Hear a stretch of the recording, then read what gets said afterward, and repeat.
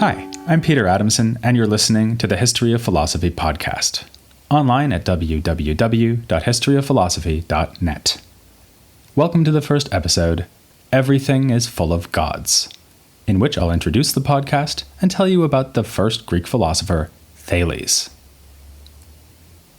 In this series of podcasts, I'll be telling the whole history of philosophy without any gaps. In time, I hope we'll cover pretty much every figure in ancient, medieval, and modern philosophy. Not only the greats like Parmenides, Plato, Aristotle, Aquinas, Descartes, and Kant, but also philosophers who may not be as famous, but who had their own part to play in the history of philosophy. Later on in this episode, I'll be turning to Thales of Miletus. He may not be a household name, but he was the very first ancient Greek philosopher. And in addition to being first, he had some rather attractive ideas, for instance that magnets have souls. But we philosophers like to define our terms before we begin, so let me start by explaining what I mean when I say telling the whole history of philosophy. Let's start with the word whole. The episodes to come deal with philosophy in the classical Greek world, beginning with the Presocratics and then moving on, naturally enough, to Socrates, then Plato and Aristotle. But the series has a far wider scope than that. The ambition is really to tackle the whole history of philosophy. That includes not just philosophy in Europe, but also philosophy in the Islamic world, a subject dear to my own heart since it is one of my main areas of research in my day job as a philosophy professor. All European philosophy reacts, however indirectly, to the philosophy of the Greeks, and that is true of philosophy in the Islamic world too. But there are cultures where philosophy has risen independently of any Hellenic heritage, notably India, China, and Africa, all of which I hope to cover in due course. To take account of those traditions, I'm releasing episodes on a separate feed. To find it, just search for the podcast series on the history of philosophy in India.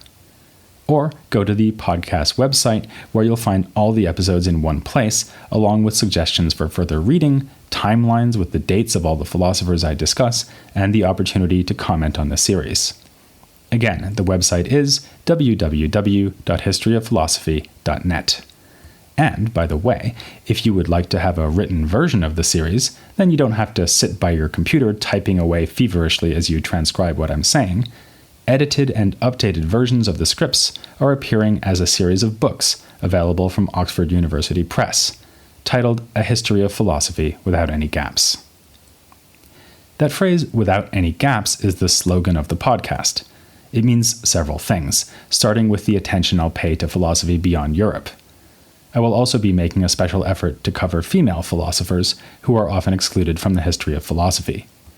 Another gap to be filled is the role of disciplines related to philosophy, but often ignored in university classes and books on the history of philosophy. For nearly all of that history, sciences like medicine and astronomy, and also developments in literature or the arts, related intimately to what philosophers were doing. In antiquity, there was no hard and fast distinction between the physical sciences and philosophy. So you'll find episodes in the series to come on topics like ancient mathematics and medicine, on astrology and alchemy, on optics and cosmology, and on poets like Rumi or Dante, who drew on philosophical ideas and contributed ideas of their own. But the phrase without any gaps means above all one last thing, that I will not be skipping from highlight to highlight the way a lot of university courses on history of philosophy have to do, where one jumps straight from, say, Aristotle to Descartes, leaving out a couple of thousand years in between. Rather, I want to tell a continuous story, so you can see how each thinker builds on those who came earlier, but also strikes out in new directions. That brings us to the word history. Obviously, the history of philosophy isn't quite like other areas of history. This series isn't going to be mostly about events, when and why they happened, and which important people were involved. Nor is it the sort of history that paints a picture of another time, maybe by focusing on people who weren't so important, peasants instead of potentates. But on the other hand, the historian of philosophy can't ignore these things. We're going to see that political, social, and religious forces had a lot to do with the way philosophy progressed, and even the fact that philosophy could happen at all. It's an obvious but easily overlooked fact, philosophy only occurs in a society that can produce philosophers. Usually this is meant that philosophy happens not too far away from wealth and power. It's naive to think that philosophy can happen without economic and political support, even if it's also cynical to think that philosophy is never anything more than an expression of political and economic power.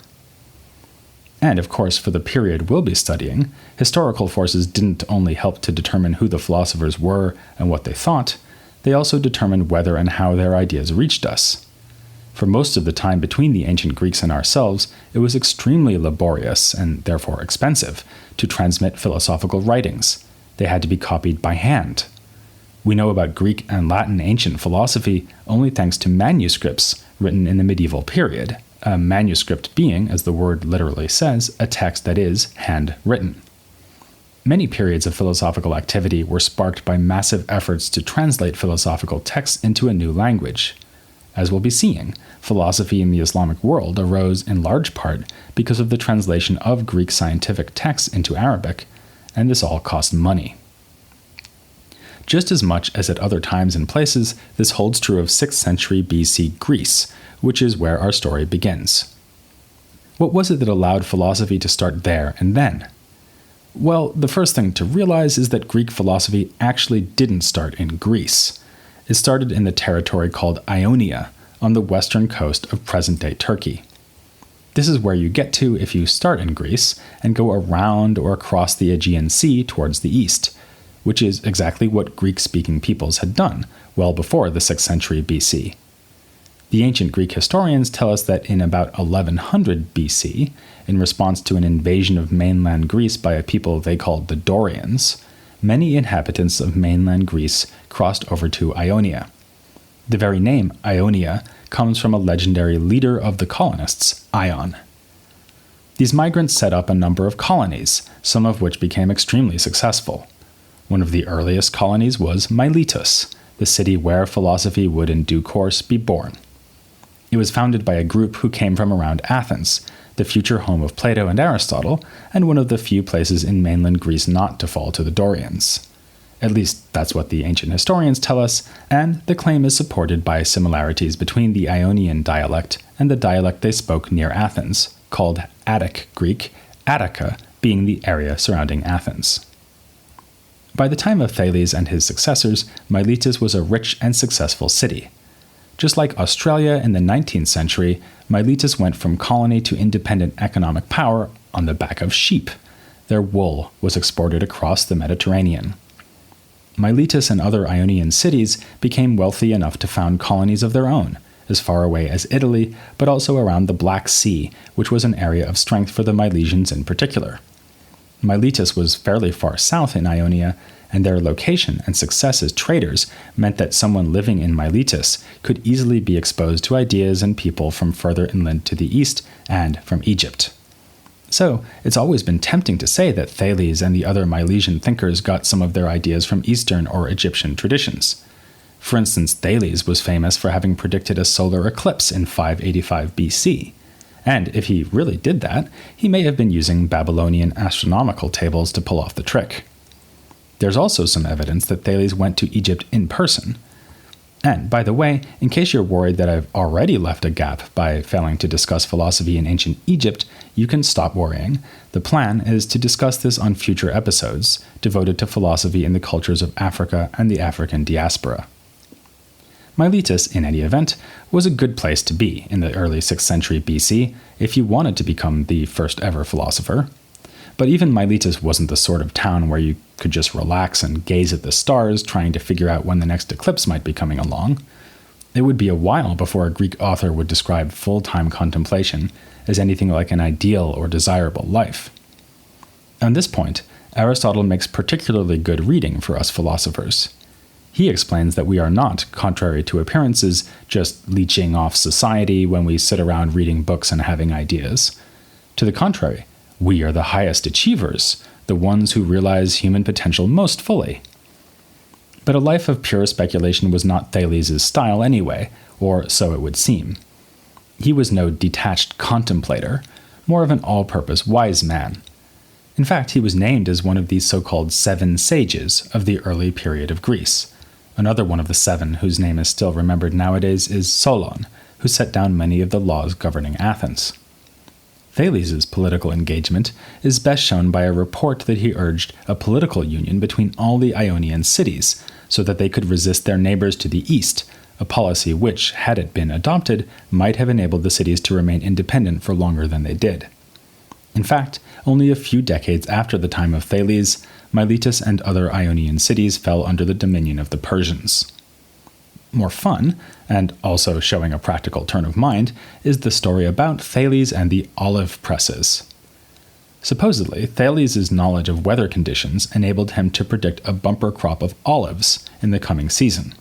He went around and cornered the market on olive presses so that he could make a fortune when the predicted crop came in and everyone needed to turn their olives into oil. A less pragmatic Thales appears in a story told by Plato, which has Thales walking along looking at the sky and falling into a well because he isn't watching where he's going. Conveniently for the anecdote, there's a servant woman on hand to laugh at him, underscoring the point that philosophers don't notice the world at their feet because they're so busy looking at the sky. Since I myself have been known to smash my toe into a stone step while trying to go into a house and read a book at the same time, I have a lot of sympathy for the Thales who fell down a well. But the evidence we have suggests we should instead imagine Thales as a well-rounded fellow, engaged with the world around him as well as with the nature of the world as a whole. What kind of evidence do we have about him then? Thales and the other earliest Greek thinkers are called the Presocratics, even though, as we'll see, some of them actually lived at about the same time as Socrates. For all of these figures, our knowledge is really based on nothing more than tantalizing scraps. People who work in the field call these scraps fragments, but even this makes the situation sound better than it usually is. What we've actually got is works by later ancient authors, or rather copies of works by later ancient authors, who tell us something about, say, Thales or Heraclitus. Occasionally we're in luck, and they quote the early Greek thinkers verbatim, or even better, say they are going to quote them verbatim and then do so. Some of the Presocratics wrote in poetic verse, which has meter, which of course makes it much easier to tell if it's a direct quote. But often, what we've got is a much later thinker telling us what an early thinker thought, and we have to decide for ourselves how close this might be to the original wording or idea. Technically, these paraphrase reports are called testimonies, rather than fragments, but it isn't always easy to tell the difference. Even if you are lucky enough to have an authentic fragment, it isn't necessarily obvious where the useful information starts and stops. One of our richest sources for the Presocratics is Aristotle, and he has a tendency to mix reports of what they thought with educated guesses about what else they must have thought, and why they thought what they thought. Furthermore, he's almost always forcing the Presocratics into the framework of his own theories, trying to make his predecessors look like they were groping towards the sublime insights of Aristotle himself. The problem is illustrated by that story about Thales falling into a well. It's a nice story, but maybe a little too nice. It sounds like an amusing anecdote that's been assigned to Thales because he's a famous philosopher, the way witty remarks get ascribed to Oscar Wilde or Dorothy Parker, even though they didn't say them. In the case of Thales, the problem is particularly acute, and I should admit before we go any further that almost nothing can be said about him for sure, but we'll do the best with what we've got. Some of the things I've already mentioned give a flavor of one major dimension of his achievements. He was a scientist in something like the sense we would use the term. If we know anything about him for certain, it's that he was interested in astronomy. The story about the olive presses also shows that Thales had expertise in what we would call the physical sciences, or at least had a reputation for having that expertise, and this is confirmed by other evidence. There's another story about him diverting a river into two branches so that it would be possible to cross it, because each of the two branches would be shallower than a single river. Clever, if not exactly proof that he was a deep thinker. Thales apparently didn't write whole treatises on what we would consider philosophical subjects. He may in fact have written nothing at all, though some sources tell us that he did write a book about navigation at sea. All of this is typical of early Greek philosophy, and in fact, of philosophy right up until the modern period. As I've already said, the tendency to separate philosophy from what we call science is a recent phenomenon, and certainly not one most Greek thinkers would have recognized. So, whatever he may or may not have written, this is one reason to say that Thales was the first philosopher. He was the first person to gain a reputation for the sort of independent analysis of nature we describe as scientific. Often Thales and the other Presocratics are described as being rational, a departure from the presumably irrational culture that went before them.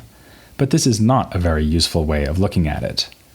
The main texts we have to illustrate Greek cultural beliefs before the time of Thales are the works of Homer and Hesiod.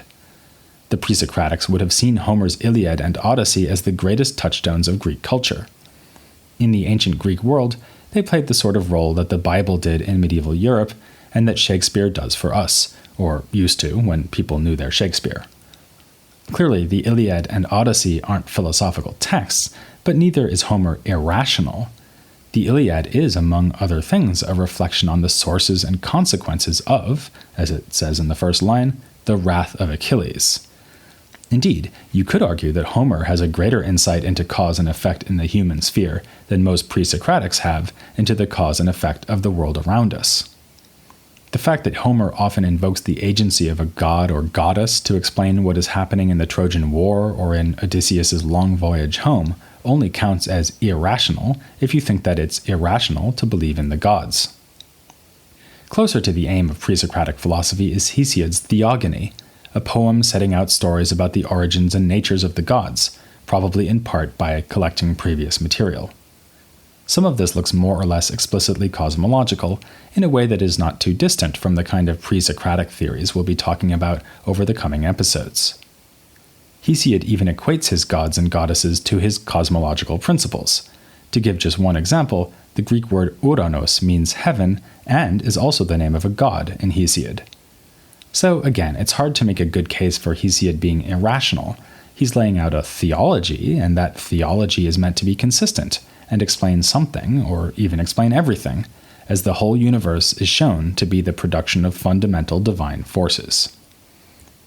I think a better way of understanding what was distinctive about the Presocratics is that their views were, at least implicitly, grounded in arguments.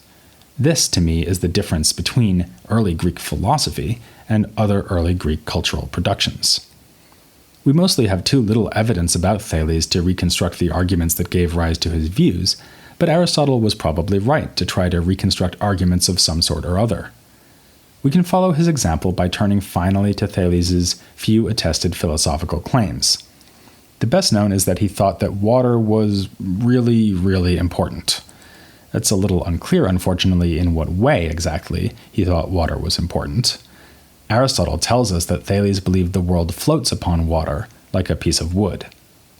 Here we seem to have a cosmological view that would be at home in a non-philosophical religious or theological tradition. The heaven, as even Homer says, is like a dome above us, and the world is a disk floating upon the sea under that dome. However, Aristotle tells us something else about Thales and water. He thought that water was a cosmic principle. Here, Thales may well have been anticipating arguments that would be made by his immediate successors. As we'll see in the coming episodes, various Presocratics thought that the materials of the world were formed out of the condensation or rarefaction of other ingredients. So, perhaps Thales, observing the importance of water for life in plants, animals, and humans, or the earthy residue left after water evaporates into air, decided that in the first instance, everything comes from water. Now, probably you're not thinking, my God, he's right, everything does come from water. But if Thales got to his water principle in this kind of way, then at least it would show him giving a novel explanation of the cosmos and using a process of argument to get to that explanation. Whether, as Aristotle implies, Thales also thought everything is literally made of water seems more doubtful. To think this, he would have to have believed that even something like rock, which seems eminently dry and solid, in fact consisted of water. And there's no reason to believe he thought that, even if an explanation like this would be given not much later by another philosopher from the same city, Anaximenes. Another philosophical claim ascribed to Thales is that a magnet has a soul, and so does amber, because when you rub amber, it attracts things just as a magnet does. This is in fact due to static electricity. What sense can we make of this? Well, Aristotle tells us about Thales and the magnet in the process of asserting that all philosophers associate soul with motion. Aristotle may be right to say that Thales was already onto this point. There must be soul in a magnet, otherwise it could not initiate the motion that pulls it and a piece of iron towards one another. Aristotle tells us also that, according to Thales, all things are full of gods. This is a classic bit of Presocratic philosophy in the form of a catchphrase. As we'll see, Heraclitus is the master at this style of philosophy. But let's take seriously the claim that all things are full of gods by putting it together with the other idea about magnets. What you get is a nice little argument which would go something like this. Everything is full of gods, and Thales will show you this, using the example of the magnet. It seems to be lifeless, but it must have soul because it can initiate motion. So by extension, you should at least be open to the idea that everything has soul, which is divine. That's obviously doing a lot of Thales' work for him by combining two fragments and filling in the gaps. But that, as I hope you'll come to agree over the coming episodes, is what makes the Presocratics so much fun. We'll go on next time to discuss Thales' successors in Miletus, the wonderfully named Anaximander and Anaximenes.